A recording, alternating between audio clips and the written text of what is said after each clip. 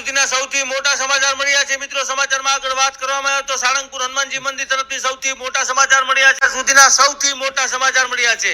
પેલા મિત્રો તમે ટ્રાફિક જોઈ શકો છો કે હજારો લાખોની સંખ્યામાં ગાડીઓ છે સાળંગપુર મંદિરે. દોસ્તો સાળંગપુરના એક પટેલ જે સમાજ છે, પટેલ સમાજની ફેમિલી જે ફરવા આવી હતી અમદાવાદથી, એની જોડે જે સત્ય ઘટના બની છે એ વાત કરશે તો તમારા પગ નીચે જમીન સરકી જશે. ચાલો મિત્રો આપણે સાળંગપુરની વિઝિટ કરાવીએ તમને અને એની વાતચીત કરતા જઈએ અને ચાલ્યા જઈએ મંદિર તરફ. મિત્રો આ પાર્કિંગ તરફ આવ્યા છીએ. સાળંગપુરની સુવિધા જોરદાર છે, કારણ કે પાર્કિંગનો એક રૂપિયો પણ લેવામાં આવતો નથી. રોજની હજારો ગાડીઓ હોય છે ને એક તો એક બખ્તરબંધ ગાડીઓ હોય છે, એટલે કે અહીંયા વીઆઈપી લોકો મોટા ભાગના આવતા હોય છે. દેશ અને વિદેશથી લોકો અહીંયા પગે લાગવા આવતા હોય છે. મિત્રો એક વખત એક પટેલ સમાજના ફેમિલી લોકો ફરવા માટે આવ્યા હતા અહીંયા સાળંગપુર. જ્યારે હનુમાન દાદા કિંગ ઓફ સાળંગપુર એટલે કે મોટી મૂર્તિ છે, આગળ તમને બતાવીશ, ત્યાં મિત્રો એને દર્શન કરવા ગયા હતા. પછી ત્યાં ગાર્ડન જેવું છે, ત્યાં બેઠા હતા. બેસી અને પછી એમ થયું કે ચાલો હવે રાત્રે રૂમ બુક કરી લઈએ. ત્યારે મિત્રો એનું સોનાનું બુટી કાનમાં પહેરવાનું પટેલ બેનનું, સંગીતાબેન પટેલ નામ હતું એનું. મિત્રો આ સંગીતાબેન પટેલનું બુટી ખોવાઈ જાય છે. દોસ્તો બુટી ખોવાઈ ગયા પછી જે ઘટના બની છે, આ વાત મેં અહીંથી એક સ્થાનિક માણસ પાસેથી સાંભળેલી છે, કોઈ આ બનાવટી વાત નથી મિત્રો. તો મિત્રો આગળ વાત કરવામાં આવે તો અત્યાર સુધીના સૌથી મોટા સમાચાર પણ આપણે કહી શકીએ, કેમ કે હનુમાન દાદા હાજર હાજર છે કાળા કળિયુગમાં પણ. અમુક લોકો અંધશ્રદ્ધા પણ માનશે, પરંતુ જે માને એને માનવા દો. આપણે શ્રદ્ધામાં માનીએ છીએ, આપણે ભગવાન અને ભક્તિને માનીએ છીએ, એટલે આપણા વિડીયો બતાવી અને લોકોને પ્રેરિત કરીએ છીએ કે ભગવાન કાળા કળિયુગમાં પણ છે. મિત્રો ભગવાન ક્યાં છે? જ્યાં ધતિંગ ના હાલતું હોય. આપણે કોઈ ધૂણવાની કે દાણા જોવાની આપણે ક્યારે વાત કરતા નથી. આપણે મિત્રો ભગવાન ઉપર વિશ્વાસ કરીએ છીએ, કેમ કે અમેરિકાની ડોલરમાં પણ લખેલું છે કે ટ્રસ્ટ ઓફ ગોડ, એટલે ભગવાન ઉપર અમને પણ વિશ્વાસ છે અમેરિકા વાળા કે. તો આપણે તો હોવો જ જોઈએ, કેમ કે ભગવાન બધા અહીંયા ધરતી ઉપર જન્મ લઈને આવ્યા છે. ચાલો મિત્રો વાત કરવામાં આવે તો આજે સાળંગપુર તરફથી જુઓ તમે, પેલા મંદિર જુઓ, મૂર્તિ જુઓ.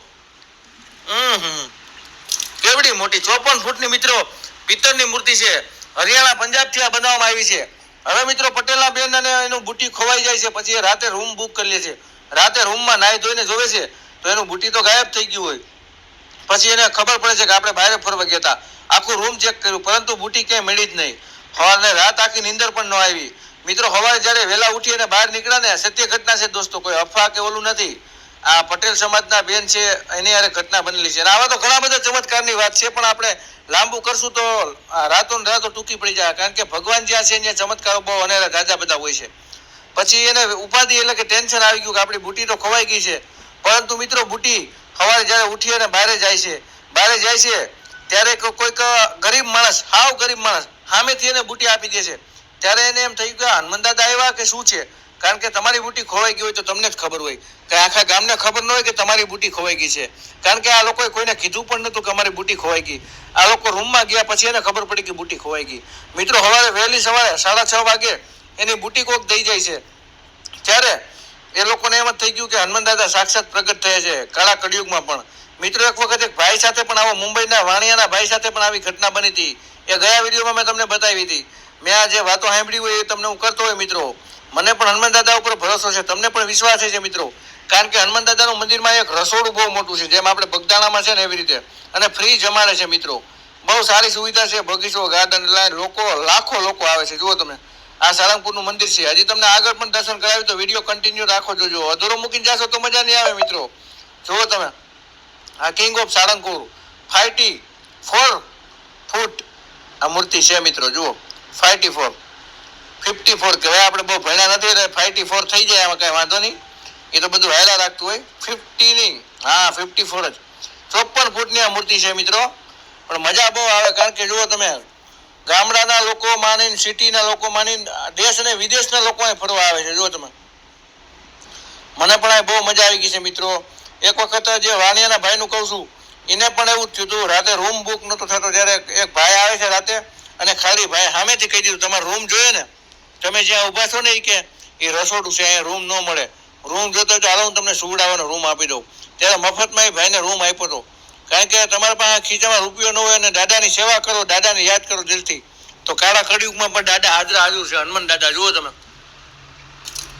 મૂર્તિ ઘણી બધી ઘણી જગ્યાએ છે, આનાથી પણ મોટી છે, પરંતુ આવી મૂર્તિ તમે ક્યાંય નહીં જોઈએ. જો 54 ફૂટ ઊંચી અને આખી પિત્તળની છે પાછી. જો આ કોઈ કલર મારેલી મૂર્તિ નથી મિત્રો, ઓરિજિનલ પિત્તળની મૂર્તિ છે. એટલે આ ચમત્કાર બહુ મોટી વાત કહેવાય મિત્રો, કારણ કે આ બહુ જેવી તેવી ઘટના ન કહેવાય. જુઓ તમે, ઘણા કળિયુગમાં હનુમાન દાદા હાજર હાજર છે ભાઈ, જોઈ લો. અને આ તમે આમ જો એમ થાય કે તાજમહેલ ટૂંકો પડે એવી સુવિધા બખ્તરબંધ.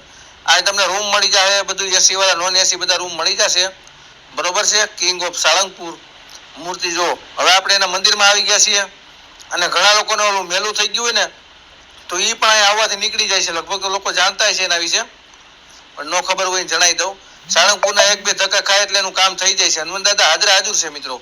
આ કોઈ અંધશ્રદ્ધાની વાત નથી, આમ સત્ય જે જોઈએ છે એ તમને કહીએ છીએ એમ. હું તો જો કે 7-8 વખત આવ્યો છું ને 7-8 વખત વિડીયો પણ બનાવ્યો છે. તો વિડીયો